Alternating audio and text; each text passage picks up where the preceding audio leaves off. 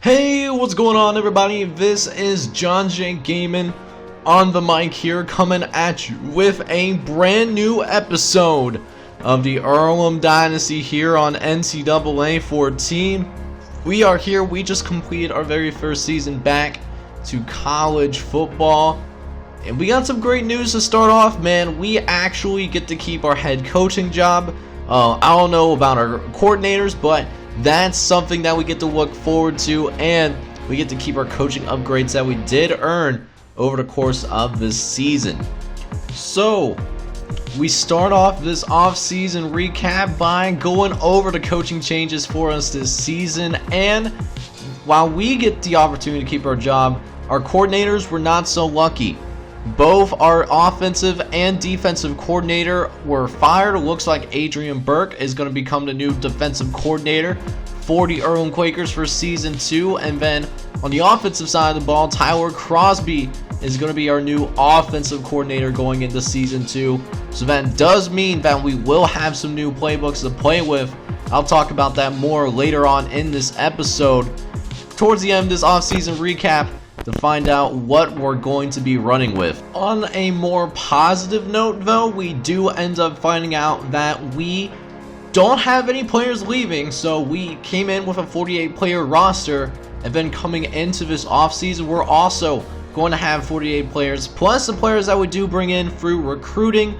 So hopefully that goes well. Let's go ahead and see if anybody came to our school via the transfer portal. So we go ahead and check out the transfer portal, and we do indeed have two players that want to come in and join our program, Jesse Green and Jonathan Slaughter. Both of these guys are, playing at the halfback position, but Jonathan Slaughter looks a little bit better. He was redshirted over the course of this season. But that being said, he does have good speed. He has 87 speed, decent trucking as well, and has a good spin move that he can go to as well on top of that. Jesse Green, however, he's more of a power back, it seems like, but he has 88 speed as well. I don't see how he's considered a power back because his trucking actually isn't that great necessarily, but either way, though, I will gladly take both of these guys into our program. Jonathan Slaughter and Jesse Green, welcome to the program, guys.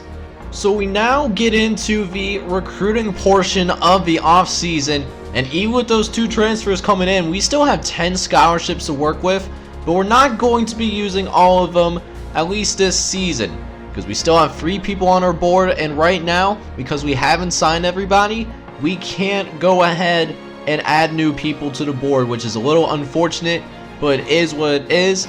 We still have 3 guys that we can go after and really help with this football team: Omar Andrews, Ryan Yates, and Jerry Henley, and I plan on going after all of these guys. That being said, though, even though Jerry Henley is our most talented player that we're still going after that hasn't signed just yet, he might not be the biggest focus. I want to go for offensive linemen. We only have 2 committed from the offensive line in Brian Morris and Cornell Smith, but I want to bolster it, bring in these 2 guys. That would also be an upgrade as well. Have as many scholarship players on the offensive line as we can. So I'm going to go ahead and distribute my points and let you know how I'm feeling when I'm done with that. Alright, guys, so like I originally said, this is how I think I'm going to go ahead and break it down here. Jerry Henley, I'm going to start with him. I'm going to put 3,600 into him. He is the most talented player that we do have on our board, but because we have such a need on offensive line, I didn't put most of the points on him. I put most of the points towards the offensive lineman, but I'm thinking 3,600 will still be enough to get it done. At least that's what I'm hoping. He is a free-star guy. I know Transylvania wants him too. We'll see if 3,600 is enough. Now, the most that I did end up focusing on is Omar Andrews. I put nearly half of the points that I had available onto him.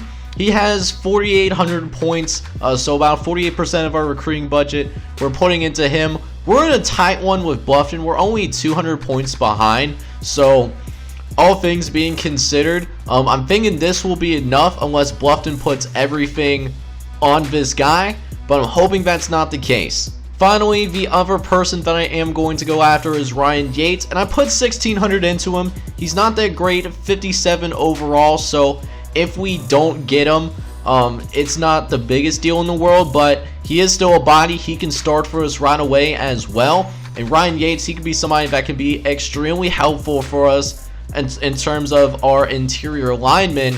My thinking is he's a one-star guy, so Rose Holman might not go after him very hard. So I think the 1,600 will be enough here. I guess the only way to find out now is go to this signing day and see what we can do, man.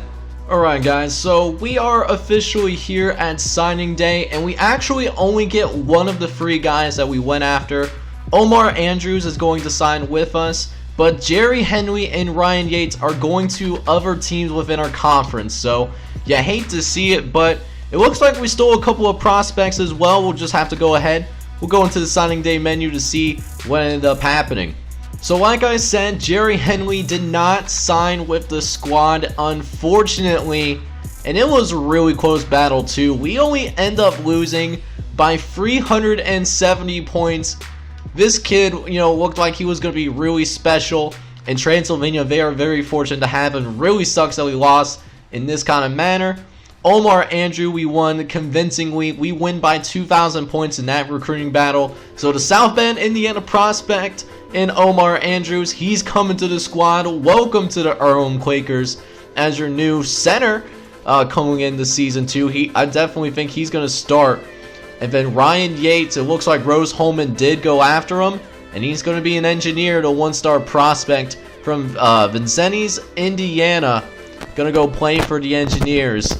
We didn't put enough points in him. I know it wasn't that big of a deal, but it still sucks though regardless. So guys, that being said though, these are the new prospects that are coming onto the squad, and what I like to do here on the channel is, just let me know down in the comments section, which player you want me to replace, and then as well as give me your, custom player's name, and I'll go ahead and make those changes on the roster.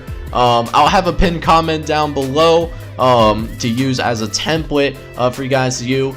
Can't wait to see what kind of custom prospects that you come with here in Season 2. So with that being said, it does look like that we will finish with the 63rd overall ranked recruiting class, which is not too shabby. It looks like it did. The game decided to sign a couple extra players. I don't know if these are just preferred walk-ons or what's going on though. Looks like they ended up signing a couple of defensive linemen.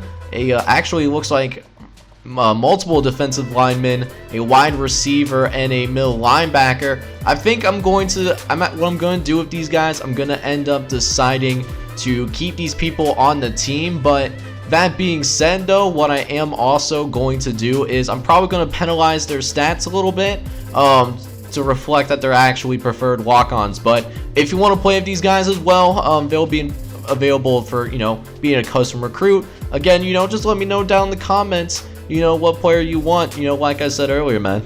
Alright guys, so we are now here on the position changes portion of the off season, and I know one thing that I want to do right away. I want to move some of these defensive linemen around. We have 5 people listed on the right end, but only 2 people for left end. So I know what I'm gonna do. I'm gonna go ahead and move Damian Utley over to left end so that he can go ahead and be the at least a backup over there behind Marcus Marshall. And then as for another person that I want to move, I think I want to maybe move either Gary Jenkins or Alan McLean. Actually, I'm going to move Alan McLean to the defensive line so that we have 3 people there for part of our because I like to have like 3 people at each position regardless of what scheme that I have. That'll like clean things up just a tad. So Ewan Levine, he actually goes up to a 61, but of course he was one of the people that we didn't go after. He is a preferred walk-on, so I am going to punish his stats just a little bit. So right end, it'll be Greg Jenkins. I'll likely be starting for the squad. Over at right outside linebacker, we have quite a few guys that we can rock and roll with. I want to move either Nate Hunt or Kevin Russell over to that middle linebacker position, depending on who takes less of an overall hits. Although both of them is a like -1 overall. Josh Brown is already over there, but actually, you know what? I think I might keep it, you know, like this for now. So we like figuring things out. We do have plenty of linebackers, which is pretty nice to see.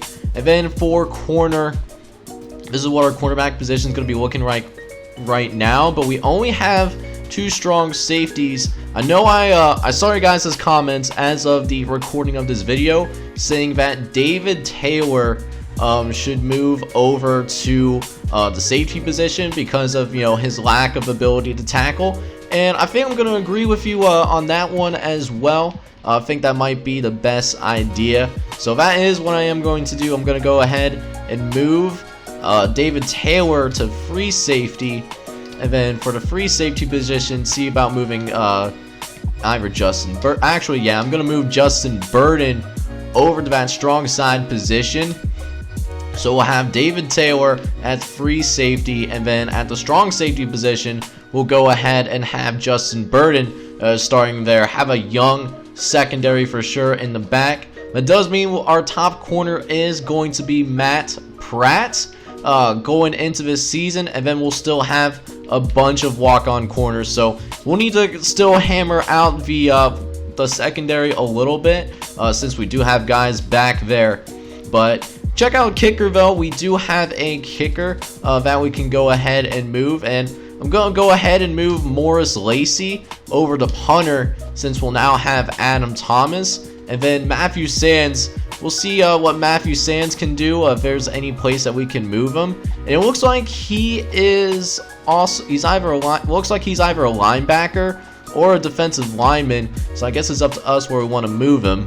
So after careful consideration, I'm actually going to move him to like right end because I think we have less freshmen over there already. So Matthew Sands, he moves from punter to defensive lineman and will actually start on the defensive line for us as well as Greg Jenkins.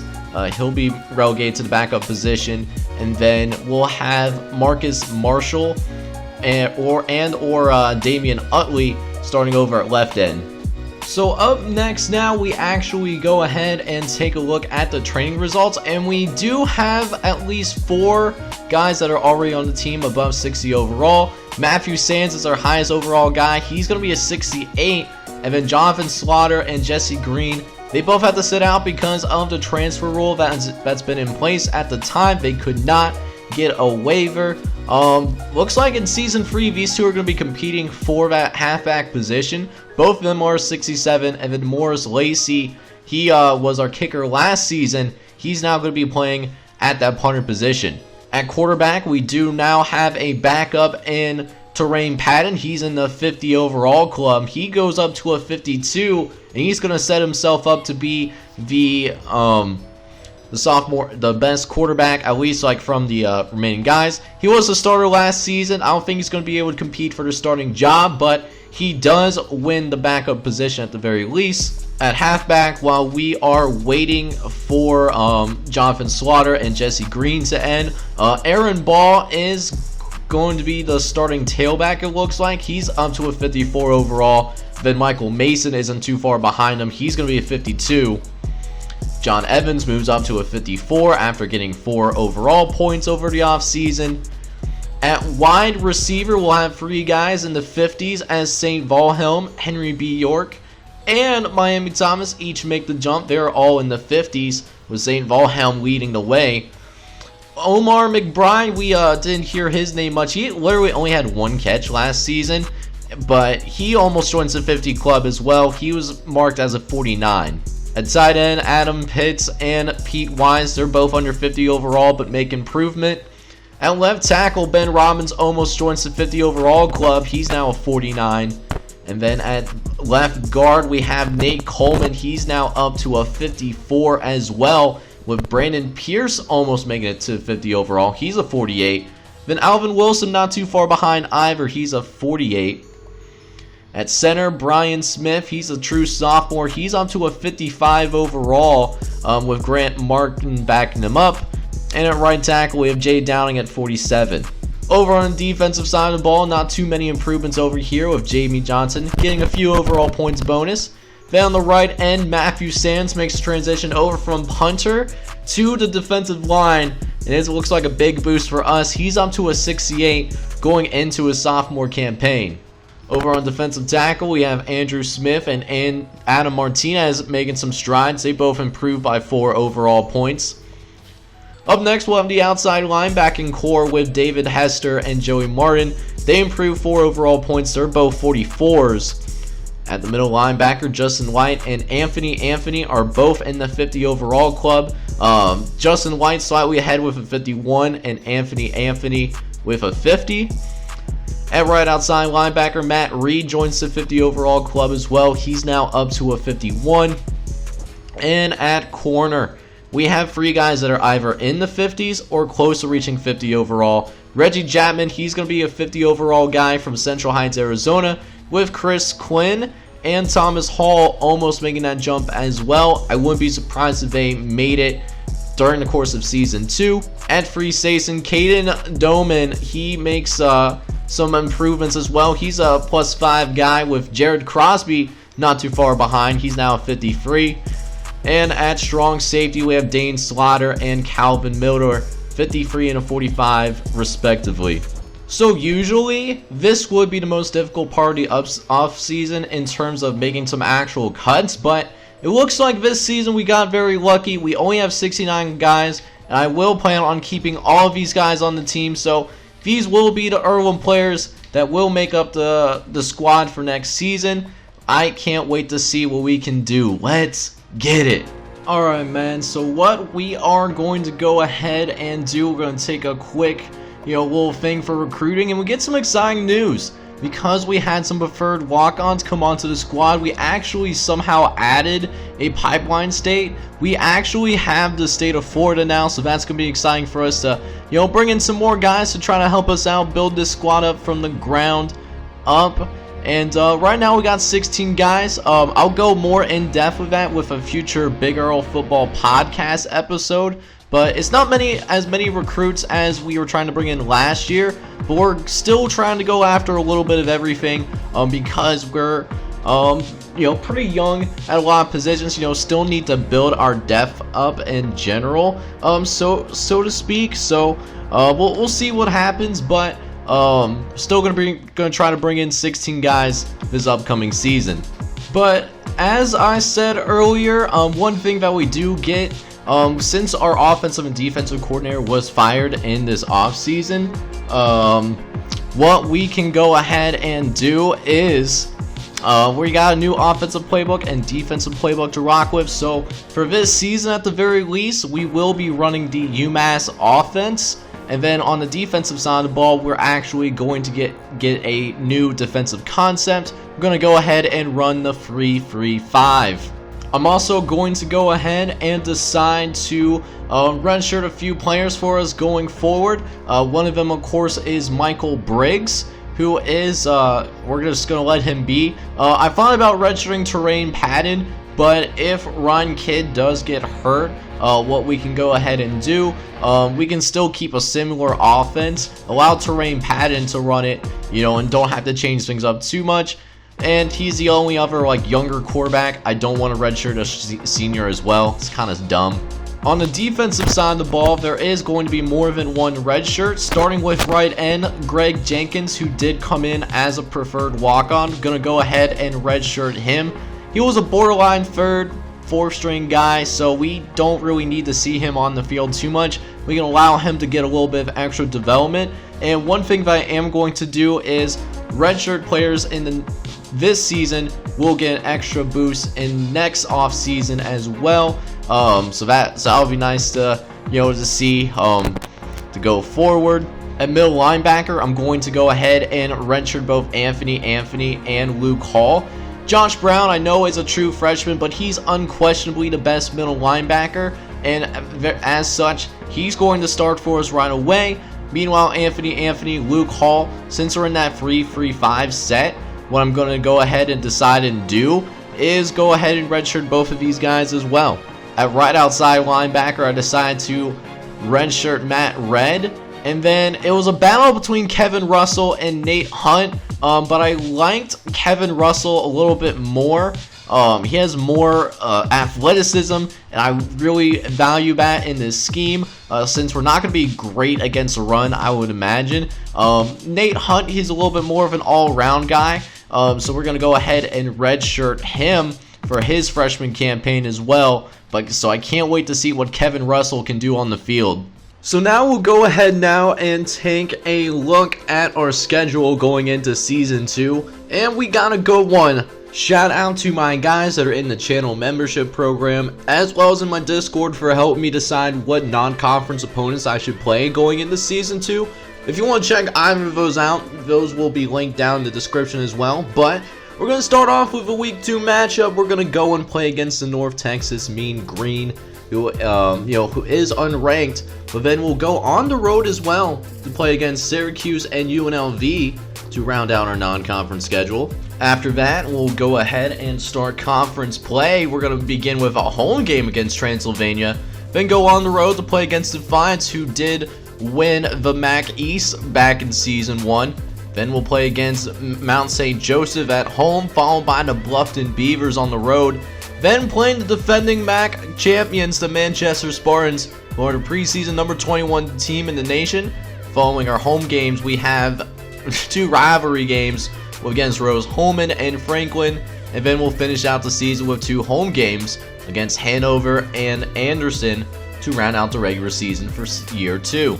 With that being said, though, looks like the future might be a little bit brighter, as we do end up finding out that Justin White, it was named to the second team All-MAC Conference, at least for the preseason. He is the only person to receive that honor, and obviously we did have him to start Season 1, so we'll give Justin White a little bit of an attribute boost as well, for the fact that he is going to be a second team kind of guy, which we're definitely excited about going forward. Can't wait to see what he can bring to the squad. Alright guys, so even though we had some adjustments to the attributes, both in a good and a bad way, we still ended up showing a significant improvement in our overall. We shoot up to a 46 overall and now boast a 41 overall offense and a 52 overall defense. That being said, there still is quite a gap between us and the rest of the conference as well going forward. So I know that we're gonna still be in a position where we're probably not ready to go to a bowl game yet, but if we can come out of this and win 3 to 4 games this season, I think that'll be very successful for us going forward. And we're doing better than Transylvania. They have a 45 overall offense and a 49 defense. They have a 46 overall in general, which is about the same as us, but I feel more confident in our defense. Hopefully we have an opportunity to make some stops going forward here in Season 2, because that was a huge problem for us, whereas at times we were able to get our offense going in Season 1. Alright guys, so that does mean that next episode we will be kicking off Season 2 in the Earlham Teambuilder Dynasty, where we go stay here at home and play against the North Texas Mean Green, who will also be playing their first game of the season. Should be a good one, so make sure you smash that like button as well as hit subscribe. You have to be brand new to the channel and like what you see as well. This is John J. Gaming on the mic signing off, but hoping you're all out there having a wonderful day. Take care, everybody.